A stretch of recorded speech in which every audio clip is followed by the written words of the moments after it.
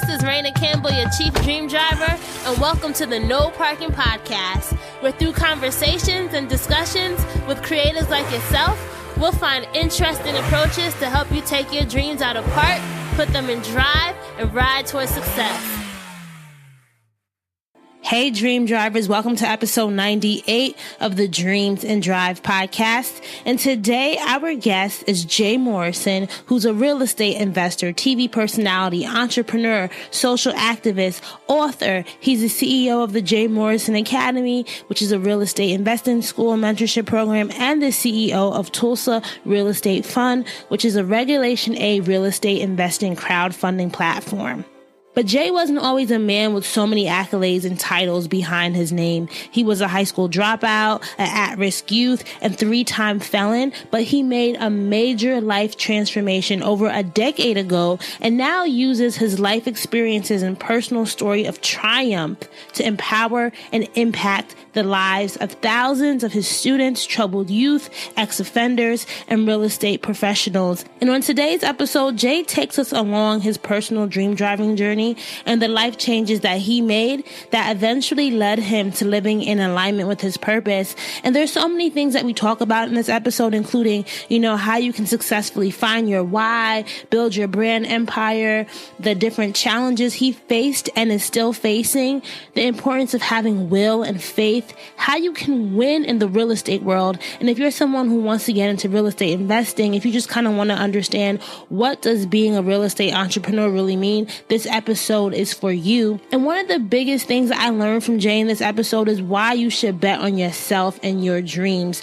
There's just so many times when when society wants to kick you down, when society tells you you can't do this because you look like this, when society may not want you to win based upon what you may not know. But Jay just really talks about how you can find the knowledge and how you can seek out opportunities for yourself and how you can truly build wealth, and why he thinks that building wealth in our communities is what's going to really change it. So yes, this episode is very special and I hope that you guys all enjoy it. But as always, make sure that you're following us on social at Dreams and Drive and using the hashtag Dreams and Drive when listening to this episode and when talking about this episode. Also, make sure you hit that subscribe button wherever you're listening, whether it be Apple Podcasts, SoundCloud, Google Play, Stitcher, TuneIn, wherever. Hit the subscribe button so you get updated every time we have a new episode. And one of the things that I really love that you all have been doing is screenshotting where, you're listening to the episode and when you're listening to it. So if you like this episode, if there's a certain time code that you really like, screenshot it and then go to Instagram, share that in your Instagram story, or go share it as a tweet, share it on your Facebook page. You guys sharing the episodes means so much to me, but beyond that, sharing it is helping somebody else who really needs this information to get it. So I could not build this Dreams and Drive community without you guys being advocates for the content. So just keep sharing. I really do appreciate you. I think you're going to love this episode. It inspired me a lot and I hope it inspired you as well. Enjoy. Hi, Jay. Welcome to this episode of Dreams and Drive. I'm excited to have you on today. Oh, it's my pleasure. Thank you for having me. As you know, I've just been a fan of your work. One of my friends actually put me onto your Instagram page a while ago because she is an inspiring realtor. So she was like, you have to check out this man's page. It's so good. It's so inspirational. And so she was the one who told me about you. So shout out to Bree. She's probably going to be listening to this episode. All love. Shout out to Bree. Hey. So one of the things that I love to start all our interviews with is because I think it's very important to kind of go back in time. The people that we were as children, I think kind of set the stage for who we are today. So if you could go back, and think about who Jay was as a 7-year-old or an 8-year-old, what would you say? Like, what was inspiring you back then? As a 7-year-old, honestly, the condition I grew up in was my motivation, was my inspiration. It was like I've really seen my mom, super struggle, and I've seen my family as a whole struggle. I remember being 7 years old and going into apartments, and we had they had, I guess, terminated all the roaches but they left all the roaches there after they killed them all. So we had to like literally sweep out all the roaches and rats before we could move into apartments. And, bouncing around from house to house, my mom was a victim of the domestic violence. I'm seeing her with black eyes and bloody lips. And she also was, in the streets and getting high. And my stepfather was getting high and back and forth to prison. And my uncle was getting high. My grandfather was getting high. And this is like, so the crack epidemic and just poverty in general really struck my family hard. And so at 7, I just seen so much of it. I just knew that I wanted out. I knew I wanted a better way. I knew somehow I had to create a better condition for my family. So like that was like, I always was very like empathetic to other people's situations, including my own. But I just always knew that I wanted better. And I just, that was just my drive. Like I used to like run around and wish for $1 trillion. It was like, we got to make it some kind of way. So how do you think that desire to kind of want out played out in your teenage years? Because I know you kind of had, you didn't have not saying normal, but you definitely got into some stuff as a teenager. But maybe talk to us about how that desire to kind of, not be in that environment fueled some of the things you did as a young Jay. Yeah, well, as I grew up, it just kind of, my environment really didn't improve, in a lot of areas. And so, the same domestic abuse my mom faced, I faced as an adolescent, as a teen, a lot of physical abuse, emotional abuse in my home, still in poverty, free lunch in schools, going to the store with food stamps, 2 pair of jeans, 3 shirts, switching them up. And so for me, and coming from an environment where, a lot of my family were hustlers. When I say hustlers, I mean like they were dope dealers, drug dealers. They were thieves. They were burglars, stick-up kids, whatever. And so just coming up in that kind of environment, I just knew that as I got older and got more capable, it was like, it was kind of unfortunate, but my moral compass was low. And it was kind of like, anything goes. Like, I got to, it's a dog-eat-dog world. I got to get mine. I got to get out of this. And so as I was introduced to weed and to coke and to, the drug trade in my town, I had older cousins that were hustling and the same, guys that I grew up poor with, they're now with gold chains and bracelets on and diamond necklaces and big cars. And I'm like, man, this is like, I need a piece of that. The struggling thing ain't working. And so after I seen my first taste of a little bit of block money, corner money, drug money, and saw the reaction I got coming to school with new clothes on, coming, not now with the hand-me-downs or the Goodwill clothes for Christmas, being able to buy what I wanted at lunch, it really just kind of turned me out. It was kind of like, I have to live a certain kind of way. I never want to go back to poverty. I never want to go back to not having again. And so, at 15, 16 years old, after some feuds in my home, I left home, was homeless, living from house to house, bouncing from friend's couch to friend's couch. I dropped out of high school my junior year, and I hit the block full time, and that started a 10-year run in the drug profession. So, what year was that? This is 96. Okay, this is like 96, 97. And you grew up in New Jersey, right? Yeah, I did. Yep. South Jersey. If I'm correct, right? Central Jersey. Central, okay, because I'm from North Jersey, so we don't like anything that's not North Jersey. I'm just playing. Yeah, y'all think y'all run the world, but y'all really don't, though. We do, and I'm from Orange, so Essex County. But one of the things I want to ask you is because I always say to myself, I grew up a very different way, right? We all have different stories, but I always say to myself, I don't think I personally could ever have gotten into, let's say, like illegal activity because I'm such a scaredy cat, right? Like, was there anything during this, like, were you ever scared of the consequences at this time? Or was it until you saw the consequences that things started to, put in, the puzzle pieces started to fit together? Yeah, no one really explains the consequences to you that well. I remember when I first decided to start selling drugs, my stepfather found out, and his advice to me was, well, you better have $10,000 in bail money saved up because you get caught with a gun, you're going to jail. And so that was my first goal, was to save $10,000. And, when you start to hustle that young, it's really like you just think about not getting caught. And you just always think, well, you know what, my first charge, I'll probably get probation. I get a slap on the wrist, like no big deal. Just subsequently, my first charge happened to be for a large quantity of drugs at 18 years old. And I was arrested with a 1/4 kilo of coke and a loaded .38 handgun. And I was facing 3 years to life in prison.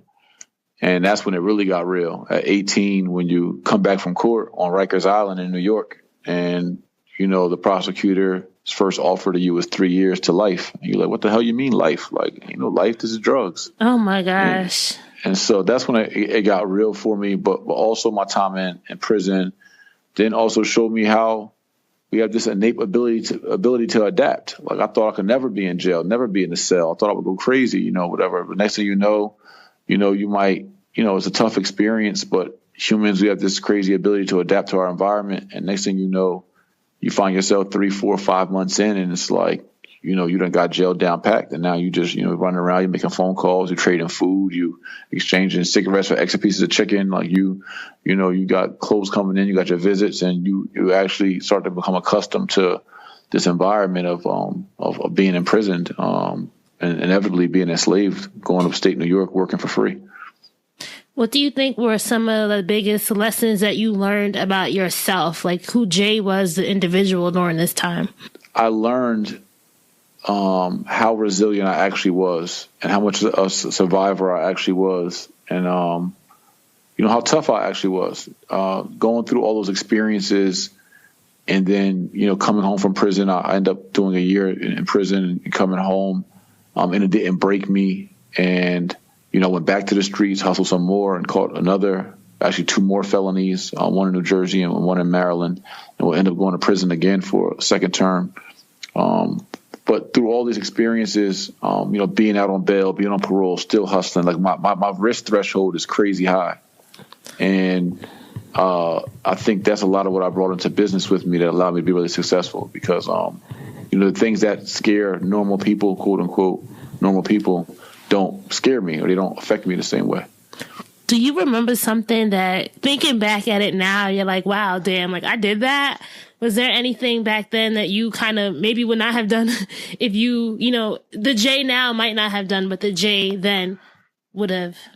I mean, tons of it. I mean, 2 things that, like all of it practically, but 2 things that really stick out is one, at 17 years old, I got on a plane going to Lincoln, Nebraska, leaving Newark Airport. I got on a plane with 2 ounces of coke in my pocket, going to sell drugs. And yeah, this is before 9/11, before all the, crazy scans and x-rays, but it was just like you just walk through the metal detector. And so I just walked through the metal detector with 2 ounces of cocaine on me. And actually, so yeah, that I certainly would not do anything to the likes of that. And then secondly, I would say I found myself in a position at 20 years old, where I was on parole in New York for my first charge. I was out on bail in New Jersey for a secret indictment, and I was out on bail in Maryland for a drug trafficking charge. So I was out on 2 bails and on parole, and I still was trafficking work, like, because I didn't want to go to jail for these charges and come home broke. So I'm like, I got to hustle to save up money, so when I come home, so I can pay this lawyer. So when I come home, I got some money to come home to.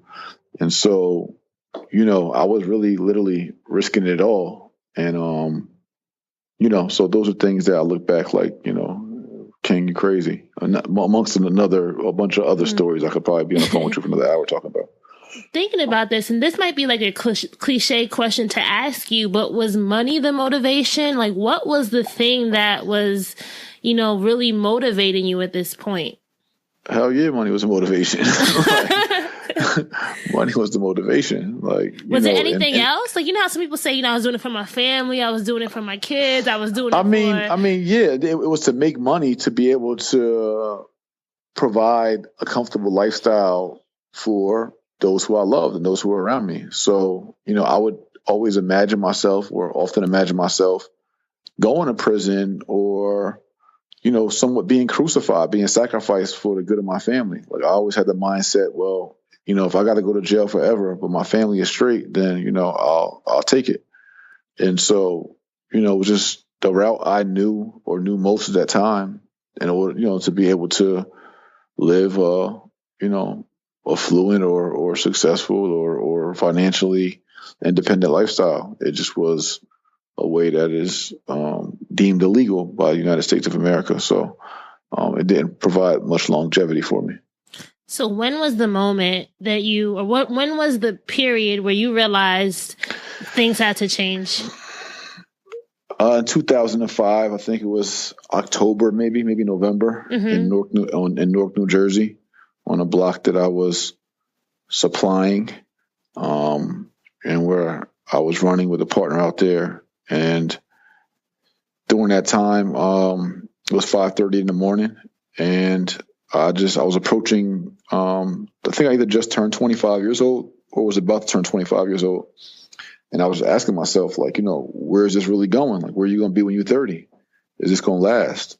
And I couldn't answer that question. Well, I could answer the question, but I didn't like the answer. The answer was dead or in jail. And so I tried to reimagine it to give myself a different answer, a different option, but I still could only imagine being dead or in jail. And so I knew that what I was doing wasn't wise, wasn't a smart move. It was I couldn't see a win. When I started hustling, I saw a win at the end. I saw a light at the end of the tunnel. Like, I believed it. I believed I could beat the game. I believed I could beat the trap. Then I got to a point where I didn't even believe anymore I could beat the trap because the game was so fixed. And so the drug game was so fixed, or yes, correct. Yep, the drug game was just so fixed. There were just too many opportunities for you to fail, too many liabilities. I mean, there's people can just simply tell on you and just say they saw you do something or heard you do something, or you don't even have to even get caught with anything, and you could still go to jail for 10, 20, 20 years. And so it just was, the odds were too much against me. And I also wanted to challenge myself to really question myself if I was a drug dealer or if I was a hustler, because I knew if I was a true hustler, I should be able to hustle anything. A drug dealer only can sell drugs. And so I challenged myself that day, and I actually broke my trap phone, which, had all my business tied into it. And I broke that phone, and I, gave my work away to my partners and really quit the game cold turkey and told everyone, I'm going to try this real estate thing full time. And so that's when I went into real estate investment full time and working for a mortgage company and doing other things that, I've started to do. I just dove in with full energy, full commitment, and tried to see what happens if I put my talents in a different space, which happened to be the right space. So what were some of the first challenges that you faced when you made this pivot? Well, some of the biggest challenges in pivoting out of off the street corner and into the corner office, or into legitimate world, was professional etiquette was foreign to me. Just how you speak properly or in a professional manner or in professional environments, how you dress in professional environments. I didn't even understand or even know how to work an email. I mean, so all of it was new. And this was 2005, right? Yeah. Okay. Yep. Okay. And so just learning those challenges of just business and professional culture were really big. And then also moving away from so many friends and people I knew, or who I thought were friends, just the backlash I got. There was some acceptance I got and there was some encouragement I got, but then there was a lot of hate or disdain that I got for, leaving a block or leaving that environment, because as we, came up, we all thought, we would get rich or die trying. We thought we were going to trap it out or die. We thought we were going to, do this hustle thing, this block thing, this street thing forever. And so as I crossed over, in some people's eyes, that looked like I was quitting the game or quitting them, or that I was, or I was crossing over or selling out because I decided to go legitimate. And so there was definitely, some stuff there. So you mentioned two things. I think the first one was very important, is that whole professional etiquette, because some people, a backstory to this is I was raised in Orange. I went to school in Inglewood. So I went to Dwight Inglewood, and I know you sell properties in Alpine, right? So Rio Vista, all that stuff, right? That was a whole different world for me going from Orange to Inglewood. And I feel like there was so much cultural capital that I didn't realize I didn't know about until I was in those, in the spaces of people, with all these rich kids, you don't realize the different world that's out there, right? So how did you, as an adult, learn this professional etiquette that other people would have thought, oh, you should already know this already? I learned it by diving in and watching and paying attention to my environment. listening in the office. And I'm honestly just mimicking the words and the phrases and the culture of others. Like I learned it hands-on by observing and paying attention and seeing what worked in a professional environment and what didn't work and adjusting. So it's the same thing I had to do when I would go into different towns when I was locked up. I might be hustling in Brooklyn, or I might be hustling in Baltimore, or Lincoln, Nebraska, or Newark, New Jersey. I mean, you adapt to the culture in which you're in, or no different than when I was in prison. You get shipped around different prisons, and each prison has its own culture. And so you to some degree have to be a chameleon and have the ability to adapt to different environments and different people in those environments. What do you think were your gifts now in real estate that you hadn't realized that you had as you ventured into real estate? What I didn't realize is how easy real estate was, and that all it was learning just some new language, some new verbiage, some new terminologies, and some formulas. I already was good with math and numbers and percentages, things that I had to use in the streets. And when it came down to it, real estate was just all about numbers. It was about evaluating deals. It was about financing deals. It was about down payments. It was about, credit scores and debt to income ratios and, just adding your costs and understanding what your ROI was and things that were kind of like second nature to me in regards to understanding if,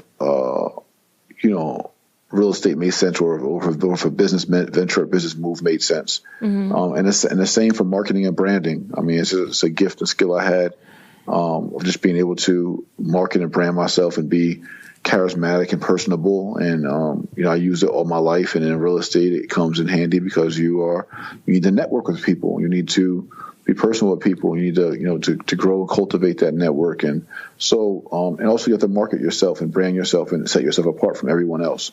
So those two skills. And lastly, and probably which is first is just work ethic and hustle, like just outworking the work. Just, in real estate, even in the corporate environment, I was always willing to, and still am always willing to, even 12 years later, do all the extra work, do the stuff no one wants to do, be on the calls late night, be up early in the morning, sending the emails, going through paperwork, whatever you got to do. So I've always, just been very assertive and very aggressive and just, about my business.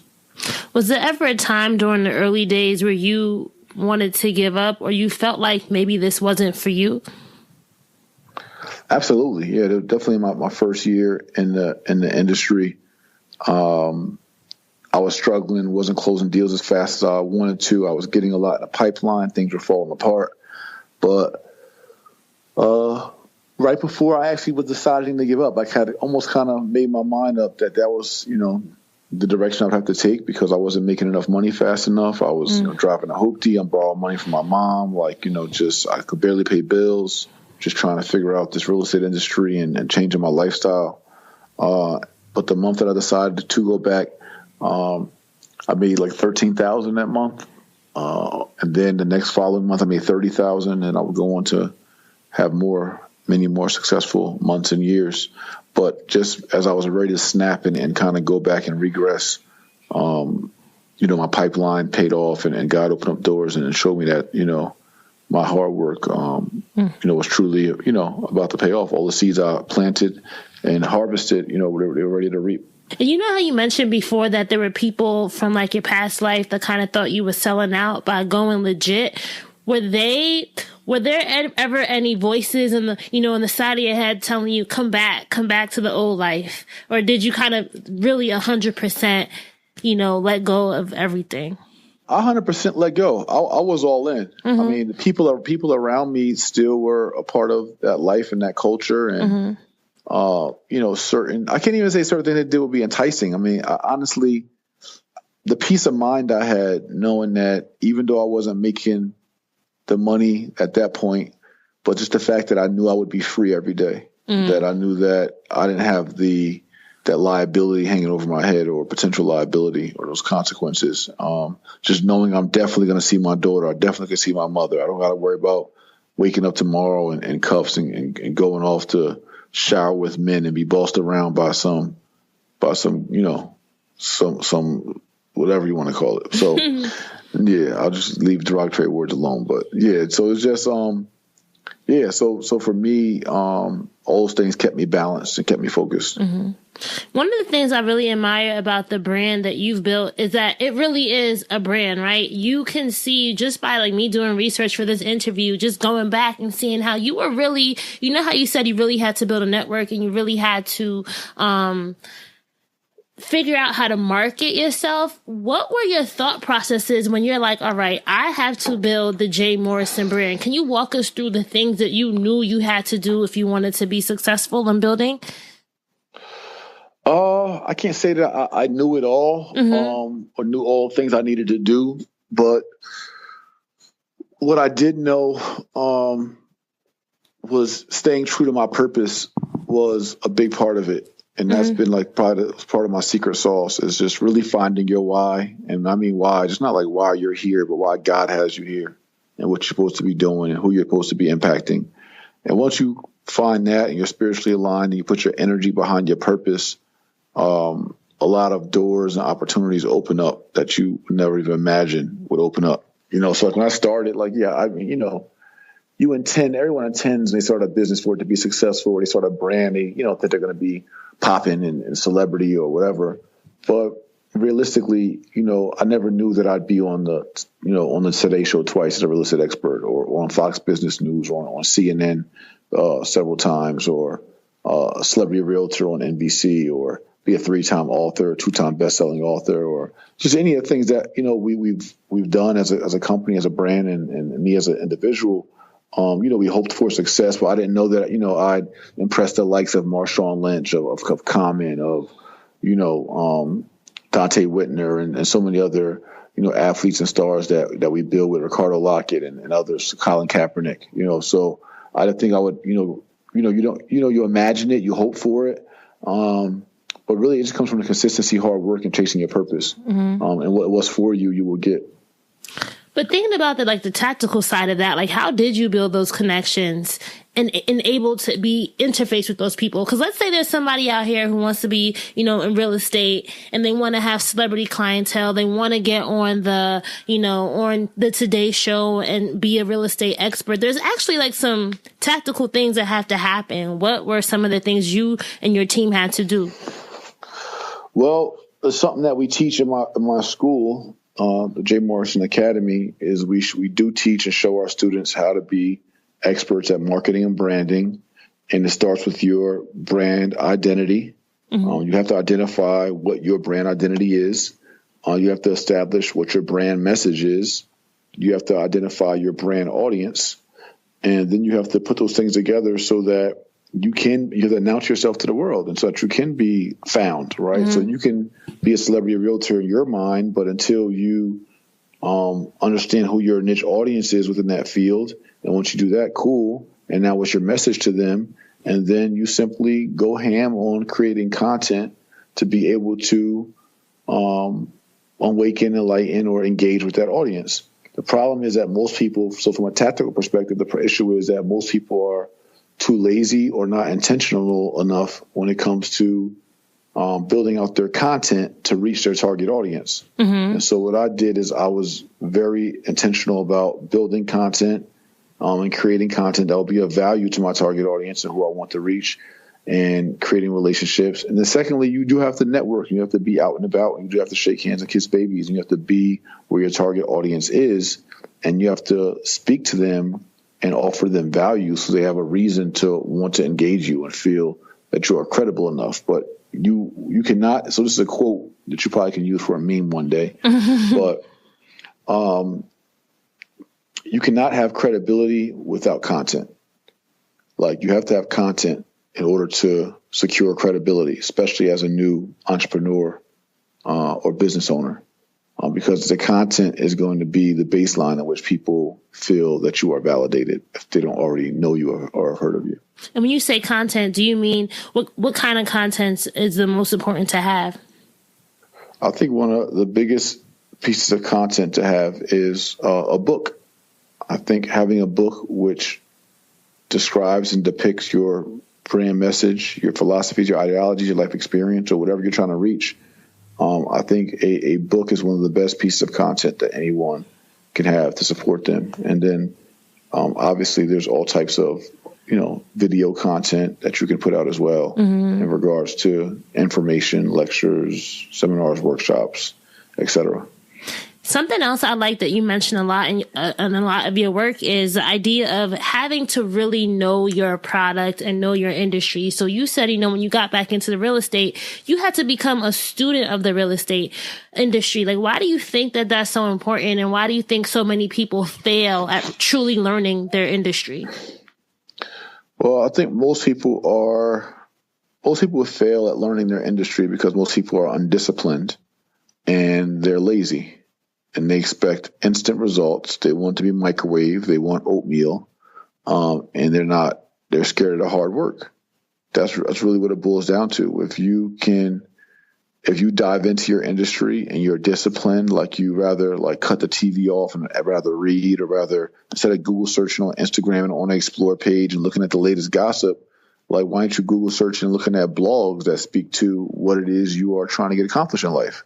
And that's what different from me and a lot of people is that I just never got caught up in a hoopla. Like I'm into what I'm into, and I dig into it, and I want to perfect it, and I want to know it all.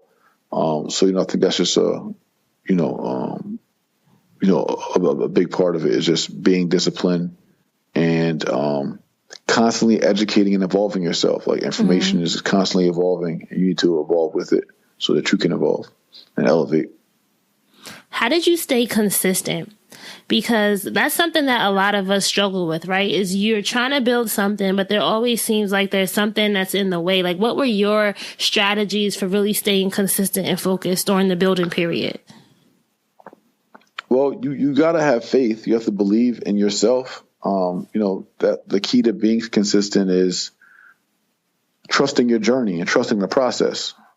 And that's all a part of it is that, I have a saying I got from one of my mentors who, was in prison, one of my cellmates actually, Michael Lipscomb Bay, and it's if your will to succeed is strong enough, you will not fail. And if you have the willpower, you really believe in what it is you're saying you want to accomplish or what you're trying to do, you will be persistent and consistent, and you will keep pushing, and you will your way to win. Many people get frustrated by a couple short losses, or the money's getting tight, or getting slowed up, or I'm not getting it fast enough, or not famous fast enough, and then they quit. You quit before the blessings even come. You didn't really give yourself an opportunity to work the plan. You don't know what was around the corner, but you didn't take that extra couple steps to even see. You just, you gave. So that's really what it boils down to. It's really just willpower and faith. You got to will your way, and you got to really believe that, what you worked hard for, or, you can't, it's not about pie in the sky stuff. Like, hey, I just want to be rich. So I really believe I'm going to be rich. I'm just going to believe it's going to happen. But that you believe that you have well thought out, well vetted, strategic ideals and a blueprint and action steps. You believe this particular industry or project can work based off of data and information or some kind of proof. Or maybe you have no kind of proof, but you just believe in your spirit that you have looked at all the pros and the cons and what can go wrong, and you feel like you got an answer for everything, and you poked holes. And that's the biggest thing is like if you poke holes in your own idea, if for me, I knew my niche was bridging the gap between real estate and pop culture. And I knew there weren't many people doing that, and I knew that there was a need for it because I could statistically see how the lack of home ownership and a lack of real estate ownership affects the wealth in the African community in America. And so when I saw that, when I looked at the stats and seen that there was this big gap, there was a need, right? Most products are based off of a need, and that's where services and product comes from to supply or to service a need. And so I saw there was a need for more homes, more investment properties, more education, more ways to park our money into real estate to get higher returns and have more control of our assets. And so I really believe that no matter what I had to go through, that I had a niche market there. I believe it was my purpose to reach that market. And so that kept me driving forward no matter what obstacles were thrown at me, because I really believed in who I could be and what I could get done if I just worked and pushed hard enough, consistently enough. Thank you you just made this transition so easy, because I wanted to really start talking to you about real estate and what you're doing. What Why do you think real estate is such a untalked about thing in our community? I think it's so untalked about because it's so unknown. Many of us just have not gotten a homeschooling on real estate education and real estate investment literacy. And it's not something that they teach us in school. So therefore, it's nothing that we learn about on an everyday basis or even in high school, even in college.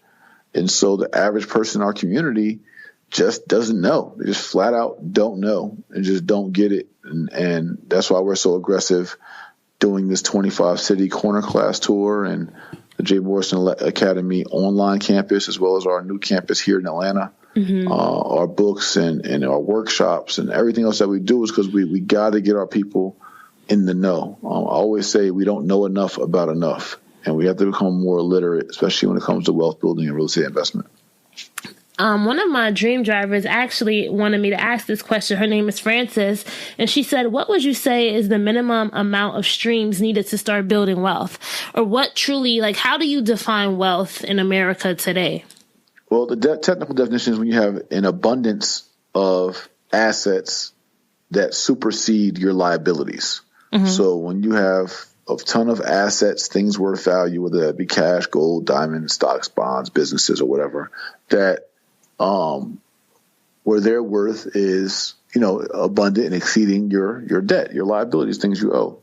One other way to look at it is looking at, how much monthly debt or expenses you have and how well your assets cash flows to supersede that monthly debt so you can have financial freedom or lifestyle freedom because your assets are paying for your liabilities and paying your bills. But, that's truly what wealth is just establishing a wealth of assets that supersede your liabilities. I know this question may be loaded, but if you want to build wealth through real estate, what's the best way to start doing that? The first and best way, if you're looking to build wealth in real estate, is you got to get some type of training, education, or coaching. And I'm not talking about going to a real estate licensing school to learn how to be a realtor. It does not teach you how to build wealth. It teaches you how to be a realtor. That's why we founded JMA, is because through all my comings and goings as a realtor and around the country, I noticed that all of our people, when we want to get into real estate, we go to real estate school. But it only teaches you how to be a realtor and get a license, but it does not teach you how to creatively finance deals, how to find cap rates, how to find ROIs, how to evaluate deals, market for deals, how to start a company. And so these are the things that we teach in JMA, everything from our free real estate investors crash course on our website, on our homepage that everyone can sign up for. It's a 30-minute crash course that'll teach you how to invest or the basics, to our beginners program, to our wealth mastery program, or even our one-on-one coaching with myself and my team.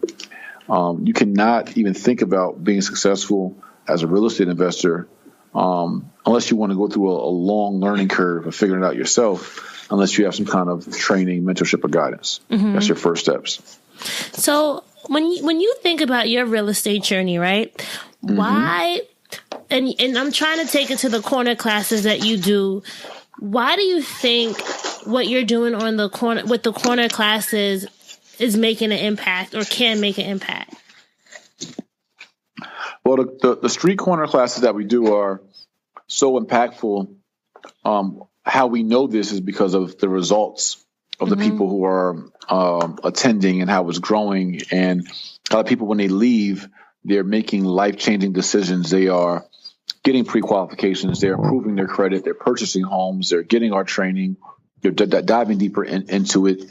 We're just making it really plain for everyone. And it's also super impactful because people don't have to go outside of an environment that they're currently comfortable. There's no entry fee, right? So it's a free class. So they don't have that excuse. It's not downtown or in a conference room where you got to get dressed up for it.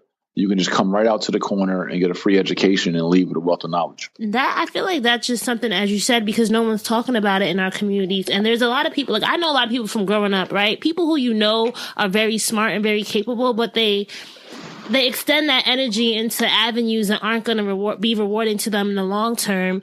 And I really admire what you're doing, because I think there's a lot of like, young black men and black women, whoever is joining in, but I know that's your focus. Your niche is the African American community. And I just feel like a lot of us aren't really thinking about long-term impact or long-term, like what we want our lives to look like long-term, Right. Facts. And that's a big part of it. And I get it. When you grow up, or as a community, we've been in distress for literally over 400 years. Our community has been in distress. We've been in last place literally for over 400 years. And so when you're in last place in distress for so long, the average person, due to that oppression and due to that trauma or due to that frustration, they don't want to play long ball, right? Mm-hmm. They don't want to wait to enjoy, the fruits of their life. They're like, man, life has been hard. It's been hard for my mama, my grandmama, and my great grandmama. So like, I want my fun right now. And so that right now approach may give you some laughs and giggles. It may give you best dressed. It may give you 300 likes.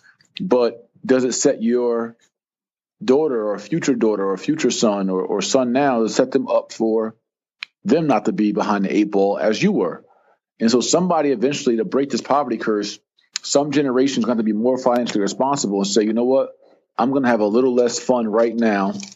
I'm going to be a little more disciplined right now so that my family and my legacy, my heirs can enjoy more later.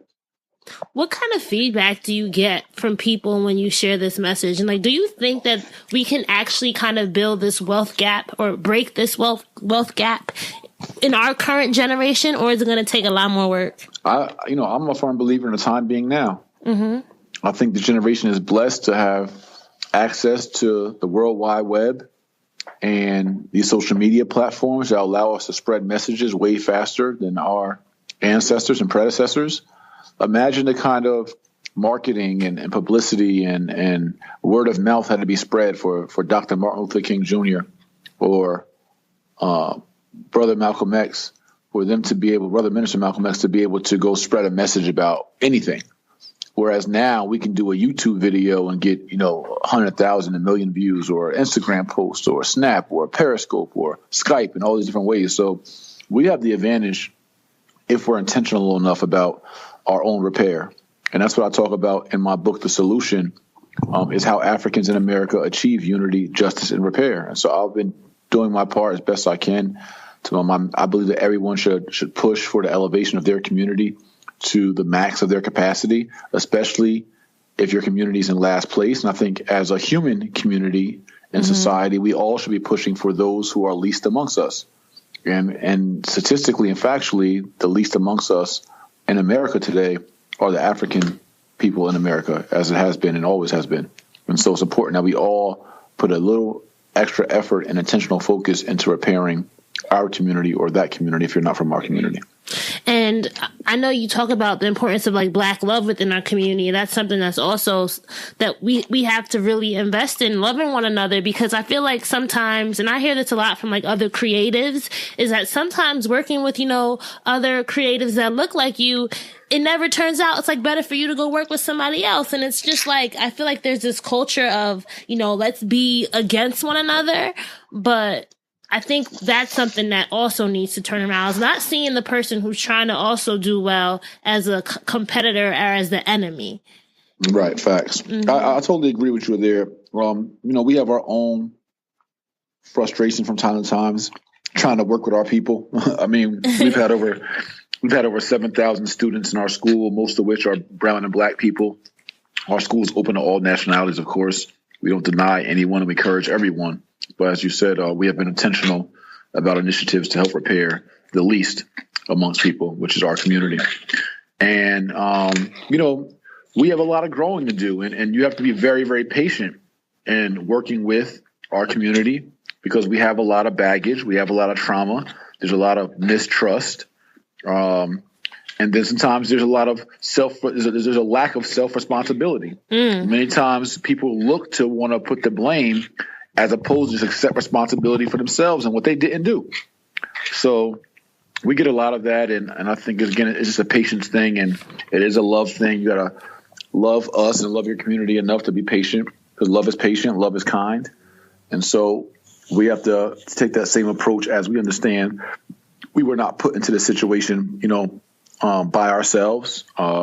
We weren't taught to mistrust or hate ourselves. We were taught to mistrust and hate ourselves, but we didn't do it ourselves. And so we didn't get into it overnight, the situation that we're in as a community, and we're not going to get out of it overnight. But if we're intentional enough, and those of us who can communicate it, who can lead by example, who can give a little extra effort, if we all do our part in helping to save those who are still in the burning house, hopefully we can make a major impact in this lifetime. Hopefully. I could talk about all this other stuff, but I really want to make sure that I get these questions in for our dream drivers about just what is it like to actually be what would you call yourself? A real estate expert, mogul? What's the title? Yeah, I don't know. I am an expert. I could be considered a mogul, if you will. All those things. And it's just not real estate, to me, it's just, I just get business. We've been able to create, a few very successful businesses. Tomorrow we launch the Tulsa Real Estate Fund, which is an historic venture to have one of the first real estate crowd funds that is all African in America owned, and that will allow our community to invest as little as $500 to be able to rebuild our community together. So individuals who want to invest, it's not a GoFundMe or some kind of donation or collection plate, but it's an opportunity for everyone to invest together, get a rate of return on their investment, plus profit share on the profits, and we go redevelop and buy our blocks back and build our community together. And so I'm excited about the Tulsa Real Estate Fund. We still acquire and develop real estate throughout the country as a development company, and we have our school and then other initiatives as well that we have launching and going on. So, but yeah, I don't know what you call all that. To me, I will say what I'm happy to say, and thanks to God that when you talk about real estate influencers, I definitely would say that real estate influencers, experts, or moguls, if you will. There are very few talked about in the Black community or African community in America without mentioning us. And so, I'm happy to be in a spot of, if not if not the most influential, certainly one of the most influential, I could comfortably say, here in America in this space. So I'm happy about that. So someone who's trying to get into the real estate game, would you tell them they need to think bigger than just being a realtor and think about how they can use real estate to kind of build these interlocking, businesses? So as kind of how your blueprint, you have so many entities under you, but let's say somebody who just wants to be a realtor, do you think that's enough, or do you think there's more that can be done with that?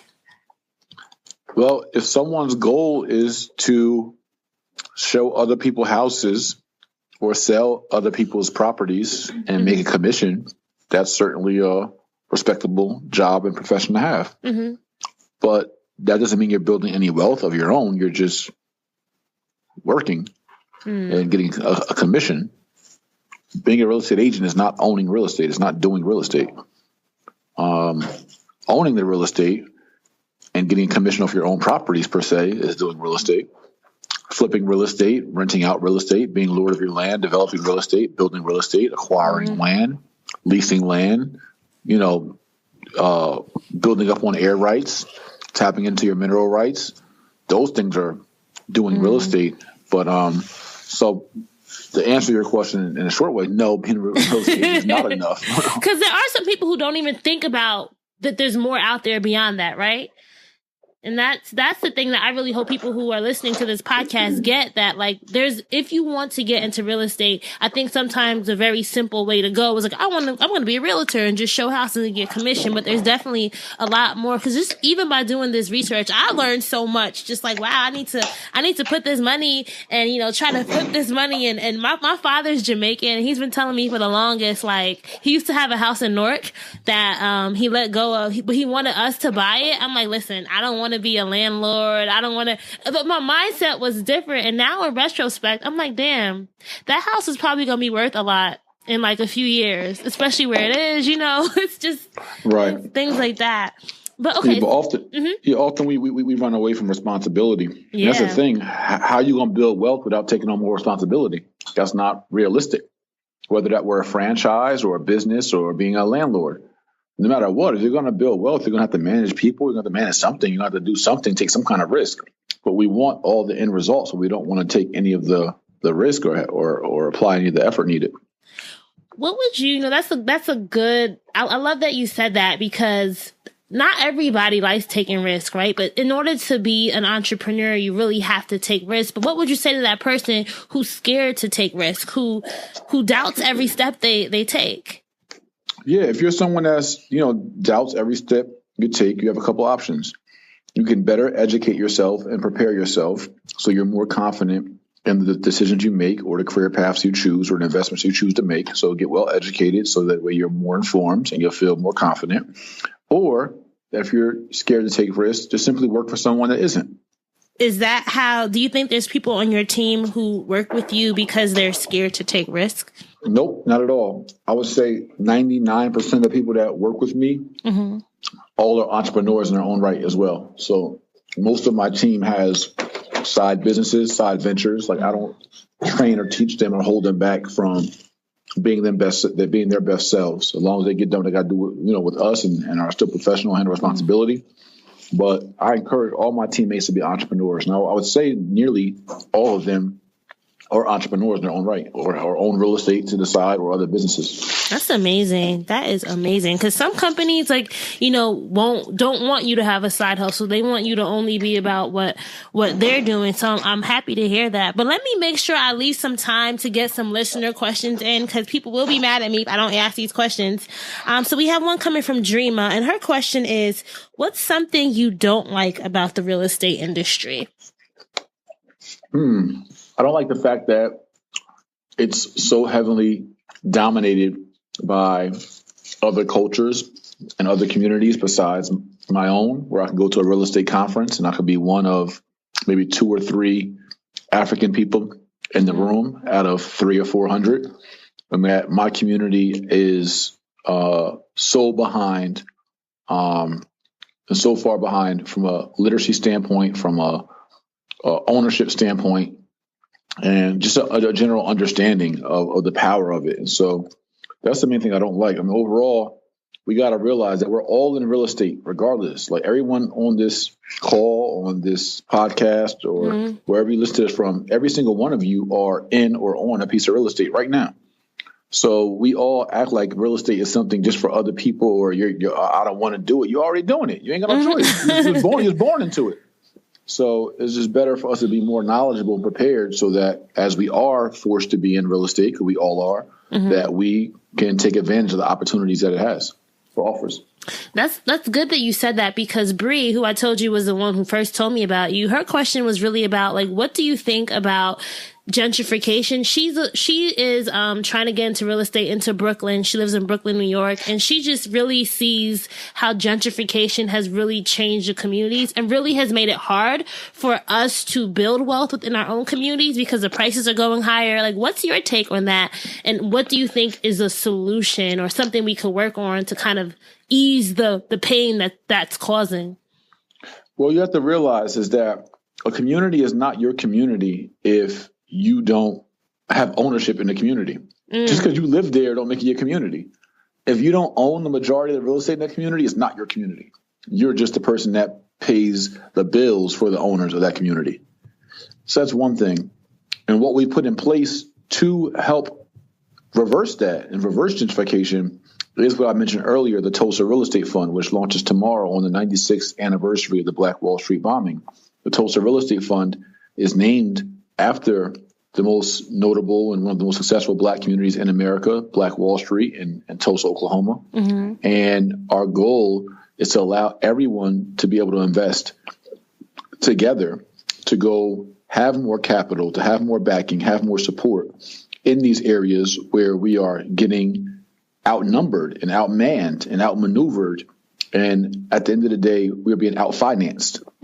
So Tulsa is a vehicle for all of us to invest together for as little as $500 to be able to put our money where our mouth is and go back and control our communities. So then we can literally call them our communities because we didn't have ownership in those communities. Is that going to be like specific communities, or will it just be wherever? Like, I guess, like, will people know where their investment is going?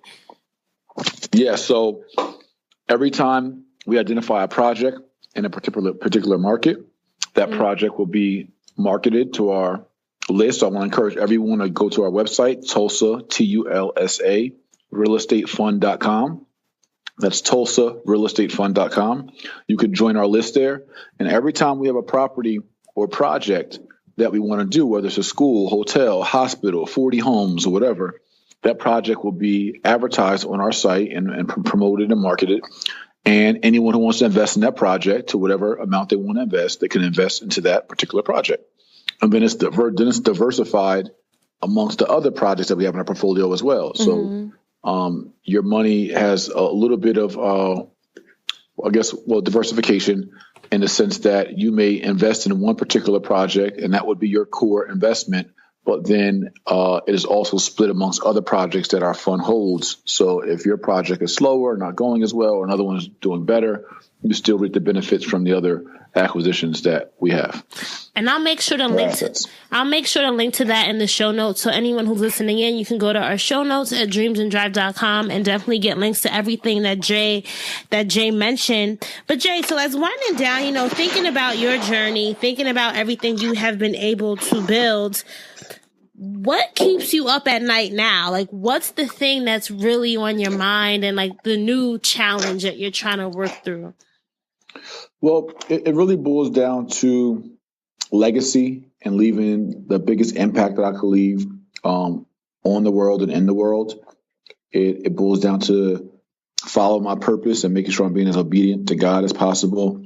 And it's all about impact, man. It's not about money. It's not about homes or houses or developments.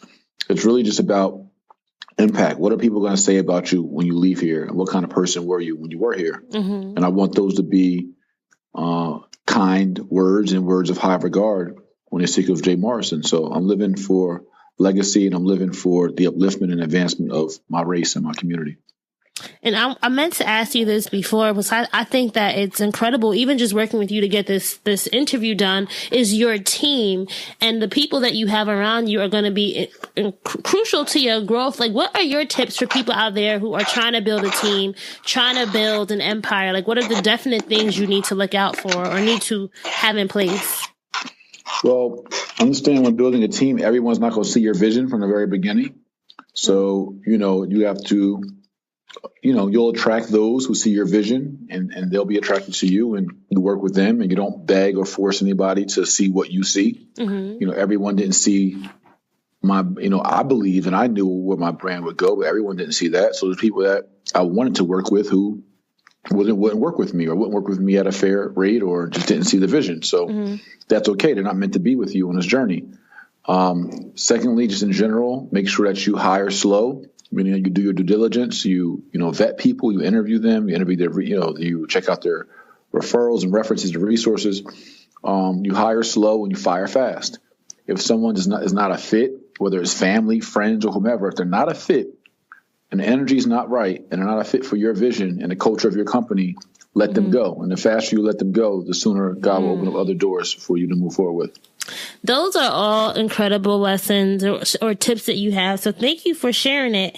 Lastly, before we get into our lightning round, is what have been your favorite books along your dream driving journey that have really helped educate you, really put things in perspective for you? I'm going to say some of my favorite books. One of my favorite is The University of Success by Og Mandino. Mm-hmm. I think it's a really, really good read. He also has a couple other books, The Greatest Story Ever Told, Greatest Salesman Ever Told. I like this book called The Celestine Prophecy. I think that is a phenomenal book. Another book that put a lot in perspective as a young Black entrepreneur was a book on Marcus Garvey called The Life and Lessons of Marcus Garvey. And I think The Alchemist also was a really good read. The Alchemist. I just read that book this past year, and I'm like, where was this book my entire life? I love, love, love that book. But let's get into our lightning round, Jay. So this part of our interview, I'm going to give you a prompt, and I want you to just tell me the first word that comes to mind. And remember, this is sticking with our whole like dream driving metaphor, okay? Okay. So the first word is park. Money. Reverse. Gentrification. Neutral. Lines. Drive. To succeed. Okay. I see where you were going with that one. And if you want to be a dream driver, you have to have your keys to success. So Jay, tell me 3 things that you think every dream driver needs in their toolkit before they hit the road. 3 things you need as a dream driver before you hit the road.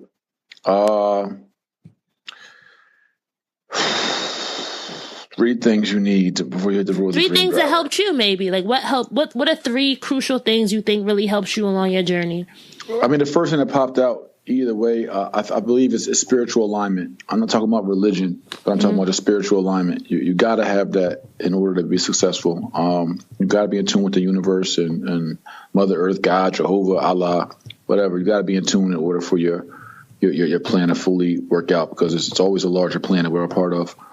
So I think your spiritual alignment is really important. You got to have consistency. Like, you just can't give up quick. You got to really thug it out and rock it out to the end and really believe in yourself. And you got to have faith. You got to believe in what you're doing and believe in it past the naysayers. You will get family, friends, and everybody else saying, you can't do that. You can't do that. And I always get past, I can't, and always ask, how can I? And I'll give you a 4th bonus, and that's outwork the work, fool. Outwork the work, fool. That's what you said? Yep. Okay. I'm writing all these down too, because I'm here taking notes as well. But Jay, so can you tell our dream drivers listening in, if they want to get involved, if they want to learn more about you, if they want to connect with you, where can they find you? So you guys can all go to my school's website, jmorrisonacademy.com. That's Jay, morrisonacademy.com. We have a phenomenal beginner's course for real estate investors. You really want to learn it in the most simplistic way from people that are authentic, and it will support you. It's just not lectures and textbook, but it's also weekly mentorship calls that you get in our course, as well as our wealth mastery program, where we teach everything from credit to business, commercial real estate investing, residential real estate investing, stocks and finance, self-mastery. So you guys can go there, jmorrisonacademy.com, and check me out also on Instagram at Mr. J Morrison, and our YouTube channel, J Mr. Real Estate. Bonus question. Who's someone on your journey that you want to say thank you to? Someone on my journey I want to say thank you to. Well, first person that popped up was one of my mentors, Emory Jones. He's someone who simply told me when I was teetering between real estate and the entertainment industry, he told me that anyone can do music. Not everyone can do what you do in real estate. And he said, do what you do best. And that was actually a life-changing advice and really catapulted and reinvigorated me back into building my brand and the company that we've built so far. Oh, wow. We didn't even get to talk about that. You'll have to come back and we have to talk about the pivot you almost made. Right. We'll talk about that another time. Into entertainment. All right. Well, thank you so much, Jay. I really appreciated this, and I hope that you did as well. Yep. Thanks for having me. All right. Talk to you soon. All right. Peace. Bye. All right, so that's a wrap for episode 98 with Jay Morrison. I hope that you enjoyed hearing his dream driving journey as well as his keys to success. So what did you think of the episode? I want to know. Let me in on what you guys think by tweeting me at Dreams and Drive or sending a personal message on Instagram at Dreams and Drive. I love responding. If you ever have sent a message, I probably 99% of the time I do respond. I love retweeting. I love engaging with you guys. So making sure you're using the hashtag when talking about the show is also very important. But If you really love what Jay talked about in this episode, if you found it useful, the best thing you could do is to share this with a friend. Now, my favorite way, and I've been saying this for the past few episodes, and I think it really works, is to just screenshot it. If you're listening and on your phone, screenshot that baby, send it to somebody, post it on your Instagram story, post it on Twitter, wherever you are online, share it with a friend that way. If you're on the desktop, you can also, do screenshots and you can share it that way as well. Now, if you want today's show notes, because there's a lot of things that Jay mentioned, there's a lot of tweetables from this episode. There's the books that he mentioned. There's the links to the Tulsa Real Estate Fund. If you guys want to learn more, that's all on our show notes page. And you can access that by going to dreamsanddrive.com and clicking on episode 98. Or you can just go to dreamsanddrive.com/J-Morrison. The 100th episode is coming up, and I am super nervous. I don't know why. You guys have sent listener questions, although I still could use some more listener questions. So if you want to submit a question that I may potentially answer on the 100th episode, please do so by tweeting me, by Instagram messaging me, or you can just send me a good old email, Raina@dreamsanddrive.com. I think the 100th episode may be more reflective. It may be, me picking my favorites. I'm still trying to figure out what I'm going to do for that one. But before we get to the 100th episode, if you are not caught up, make sure you go back and listen to some of the really good episodes we had. Episode 96 with Jasmine Lawrence. You could go listen to episode 95 with Ashunta Sharif. Episode 94 with Tamara Darden. There is just so much knowledge that our dream drivers share when they come on as guests, and I just want to make sure you guys get them all before we get the 100th episode. But beyond that, you guys, I'm just so excited for what's to come in the future for Dreams and Drive. There are some things I have in the works. There are some guests that are coming on the show that I really think that you will enjoy as well. So I'm just going to stop talking here because I want to save some of that stuff for the 100th episode. Keep dreaming, keep driving, and we'll chat again soon.